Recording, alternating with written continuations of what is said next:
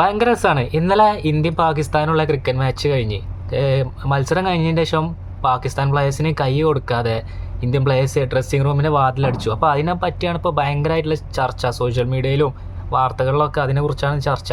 അപ്പോൾ അതിനെ പറ്റിയിട്ട് 2 വാക്ക് പറയണമെന്ന് വിചാരിച്ചു. കുറേ ആൾക്കാരുണ്ട്, എന്തിനാ വെറുതെ സ്പോർട്സിൽ മതം കലർത്തുന്നത്, കൈ കൊടുക്കലൊരു മാന്യതല്ലേ, അതല്ലേ ഇതല്ലേ എന്നൊക്കെ ചോദിക്കേണ്ട ആൾക്കാരോട് ഒന്നേ പറയാനുള്ളൂ. കഴിഞ്ഞ ഓപ്പറേഷൻ സിന്ദൂറിലായി ഇപ്പോൾ നിങ്ങൾ ചോദിക്കുന്നുണ്ടാവും, തീവ്രവാദികൾ ചെയ്ത പ്രവർത്തനത്തിന് ആ പാകിസ്ഥാനിലെ ക്രിക്കറ്റ് പ്ലേയേഴ്സ് എന്ത് ഭരിച്ചു എന്ന്. അപ്പോൾ അതിനുള്ള മറുപടി എന്താ അറിയോ? ഓപ്പറേഷൻ സിന്ദൂറിന് ശേഷം പാകിസ്ഥാൻ ജയിച്ചേ അറിഞ്ഞുകൊണ്ട് ഷാഹിദ് അഫ്രീദി അവിടെ റോഡ് ഷോ നടത്തിയത് നിങ്ങൾ കണ്ടതാണ്. കാരണം വിവരമില്ലല്ലോ.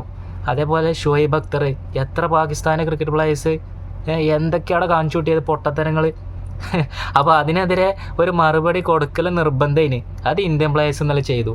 വാതിലടിച്ചത് മാത്രമല്ല, കൈ കൊടുക്കാതെ പോയതും ഏറ്റവും അടിപൊളിയായിട്ടുള്ള പ്രവർത്തനം. അത് എന്താ പറയുക, ഈ ഒരു സന്ദർഭത്തിൽ പാകിസ്ഥാന് കൊടുക്കാൻ പറ്റിയ ഏറ്റവും വലിയ മറുപടി തന്നെയാണ്, യാതൊരു സംശയമില്ല കേട്ടോ. കാരണം എന്താ പറയുക, കുറച്ച് ക്രിക്കറ്റ് പ്ലേയേഴ്സ് ഒന്നല്ല, എന്തൊക്കെയാണ് ഓപ്പറേഷൻ സിന്ദൂറിന് ശേഷം കാട്ടിക്കൂട്ടിയത്, പാകിസ്ഥാൻ ജയിച്ചേ എന്നൊക്കെ പറയും, എന്തൊക്കെയാണ് അവിടെ കാണിച്ചു കൂട്ടിയത്, വിവരമില്ലാത്ത പച്ചകളാണെങ്കിലും.